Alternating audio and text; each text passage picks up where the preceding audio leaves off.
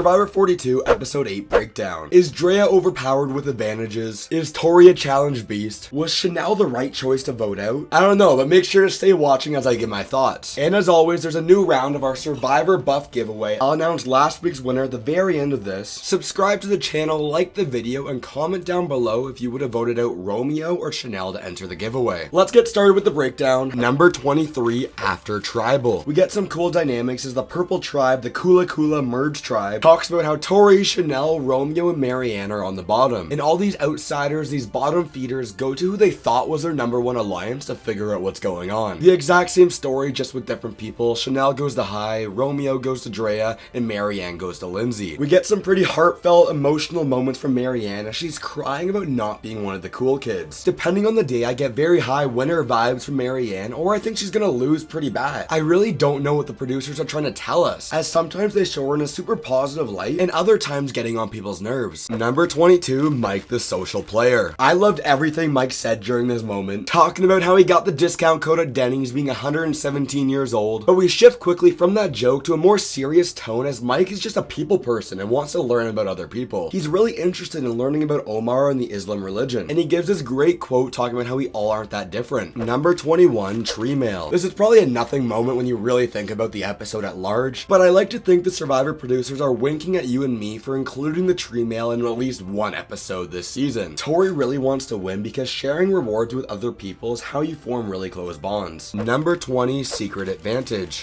Remember Survivor 41? Like most people, I try my best to forget about that season, but we get some Jeff Probst's fourth wall breaking action as he wants us to close our eyes and remember all the great moments of Survivor 41. The big theme of this episode is redoing the things of 41 and see how it plays differently in 42. Basically, we're going to be split into two teams for a reward challenge. One person's going to be left out, and that one person left out on the sit-out bench has the opportunity to find a secret advantage. Survivor 41 had Erica draw the gray rock, but Xander volunteered to switch places with her, but it didn't really matter as Xander didn't find the advantage. Number 19, Reward Challenge Prep. You're going to jump into the water, maneuver a buoy through some obstacles, and toss them into a basket. And I gotta say, I'm not a fan of Jeff saying they get a little taste from home, making the players think, oh, it might be some notes from home. Nah, it's PB&J and some chips. Quick side note, am I the only one that thinks a PB&J sandwich and chips do not go together? Anyway, Marianne ends up drawing the gray rock, but Drea decides to volunteer to switch places with her. In 41, Xander did this for strategy and try to form close bonds with those people on the bottom. Nah, not this time. Drea confirmed on Twitter she just really doesn't like PB&J sandwiches. Number 18, Reward Challenge. We got the blue team consisting of Jonathan, Chanelle, Tori, Mike, and Roxroy, and the orange team consisting of Marianne, Lindsay, Romeo, Omar, and Hai. Quick round of applause for Lindsay for beating Jonathan into the water and also having an amazing 10 out of 10 dive. For the most part, I was not focused on this challenge at all as I was just interested what Drea was gonna see. And of course, Drea's playing this game hard. She finds the advantage. It's a beware advantage. She knows that comes with a twist and she doesn't care. She's gonna pick it up anyway. Drea now has all the power in the game, but we're gonna talk about that a little later in the video. Quick shout out to Omar. He was on fire during this challenge, and if it wasn't for Jonathan, he would have come through with the win. But I absolutely love how Jonathan gets his own hero music during these challenges as he comes in clutch, winning all of these team challenges. I've said it once and I'll say it again. How good is he gonna be at the individual challenges? Number 17, the reward. I try to talk about Survivor 41 as little as possible, but I'm pretty sure at this point we've got more backstory on Jonathan's diet and what he eats in a day compared to Heather's complete storyline in Survivor 41. Number 16, the losers. This is the kind of Survivor I like to see, not people bickering and being mad at each other because of real world things. I want the drama to be based on gameplay. And that's exactly what it comes down to today, as no one is bitter and sad about losing this challenge. They're actually pumping each other up and being positive how they were so close to even beating Jonathan. As Omar says, he's playing an amazing Survivor game, and that leads right into number 15, Omar's Alliance. You can call it the flipping strategy, you can call it the Rob C strategy that was invented in the Amazon, call it whatever you want, but Omar's playing a pretty textbook game of Survivor up until this point. He's in a good spot with the major alliance, but he's also in a good spot with everyone on the bottom, or as he likes to say, the outsiders. He's got individual alliances and individual allies with every single person in this game, and because of the unique situation where he didn't vote last tribal council, every single person in the game thinks he's on their side. There does come a point in Survivor where you need relationships with those bottom feeders to make a move in the game, and Omar also made an amazing amazing move last episode, so they're building him up as a big character. And don't get me wrong, I'm loving everything we see from this dude. I just think it might be a little too good to be true at this point. Call it a bold prediction, or you can call it whatever you want, but I think our hearts are gonna get crushed and Omar's gonna get sniped out of the game at some point. Number 14, Drea's advantage. Probably my favorite part of the episode, so much to talk about here. As Drea's opening up the secret advantage she found from the challenge, I literally think to myself, this is stupid. Basically, there's some advantage hidden away at the water well, 5 paces away and under a coconut. But it literally says on the clue, the risk is being caught from your tribe mate, and that's why it says beware. That is so lame. But Survivor proves me wrong and tricks me really good, as number 13, knowledge is power.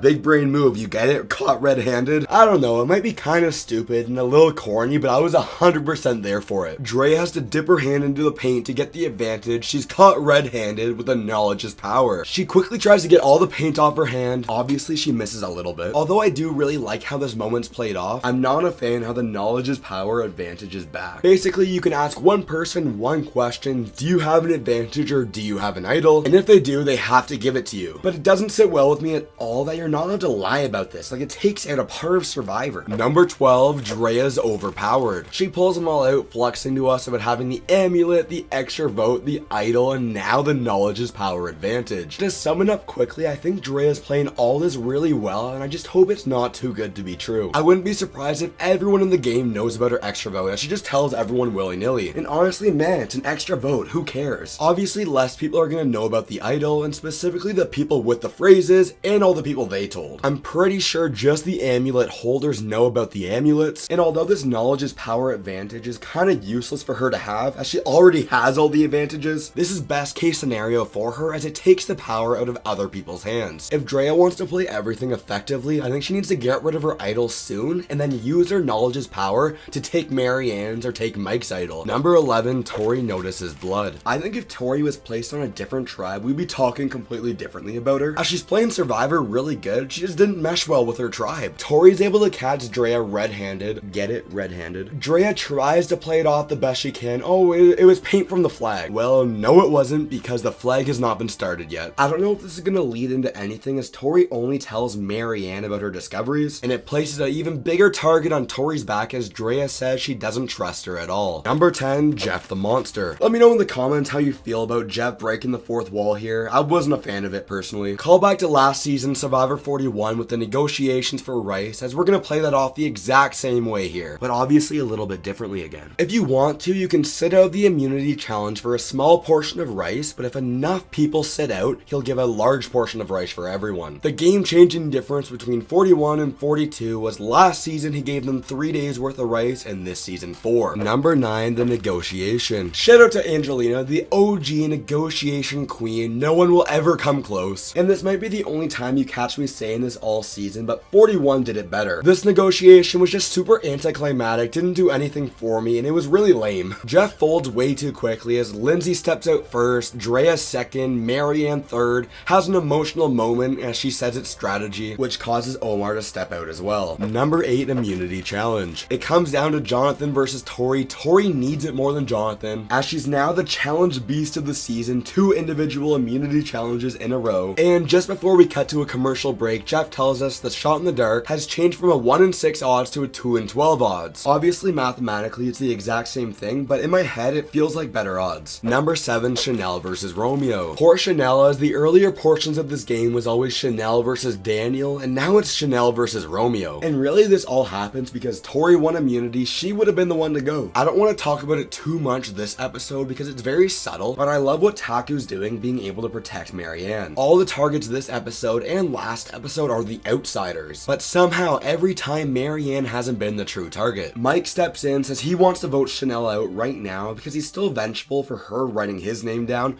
way earlier in the season. But they're still going to throw a couple votes on Romeo in case of an idol or a shot in the dark gets played. Number 6, Chanelle's plan. Spoiler alert, our next moment's going to be Romeo's plan, as they both decide to go at this completely differently. Chanelle decides she doesn't want to scheme, she doesn't want to plot, she's hoping a new threat will emerge and that'll be the person that gets sent home. She's told to vote for Romeo, so that's what she's going to do, vote for Romeo and step back. I get what she's doing here, but it just comes off like she was giving up. But in reality, it was probably because she didn't have enough agency in the game to do anything about it. Number 5, Romeo's plan. Exact opposite end of the spectrum. Chanelle wants to be chill, calm, collective. Romeo's going paranoid mode. He just feels like something's off and something's wrong going to tribal council. And you gotta remember, he was left out of the vote last episode as well. I'm finding on social media Romeo's getting a lot of heat for acting paranoid this episode, but he's literally acting paranoid for good reason. He's the decoy vote this episode and could be going home next episode. So at the end of the day, I'm always in the mindset of doing something is better than doing nothing. What's making Romeo really paranoid in these moments is Drea's not talking to him or even looking at him anymore. Meaning the only negative thing I can say about Drea this episode is she's not managing that relationship with Romeo good. Number 4, Romeo and Tori. We get a classic case of survivor telephone before tribal council as the vote might be shifting. Tori tells Romeo that his name's been floating around and Tori got this information from Roxroy. This leads Romeo to go on a complete rampage confronting Roxroy about this, but where Romeo goes wrong is confronting Omar as well. Number 3, the new plan. Well, the plan doesn't end up working out as it's a decoy plan for us to not think Chanelle's going home. Omar thinks Romeo's playing too hard, too paranoid, and playing himself out of the game. Omar tells Hai all this crazy news and together they try to form the alliance to vote Romeo out. I think this is a big indicator of where Hai and Mike sit in the overall scheme of the game, as Hai's really pushing for Romeo to go and Mike's really pushing for Chanelle to go. We ultimately know what happens. Number 2, tribal council. Nothing to do with the tribal council itself, but thank you Survivor producers for putting Jonathan in the front row. If you don't know, tribal councils are notorious for always putting just girls in the front row, and being in the front row is a disadvantage during live tribal councils and when whispering's going on. This wasn't a live tribal council, but it's a good step forward. We get tons of car metaphors. The game's gonna be kicked right open next week with 2 people going home, and Hai gives a great one-liner. Number 1, Chanelle voted out. Congratulations to Christina, you're this week's buff giveaway winner. Please private message me on Instagram or Discord so I can get your contact details. I'll announce a new winner next week and click right here for the scariest evacuations in Survivor history.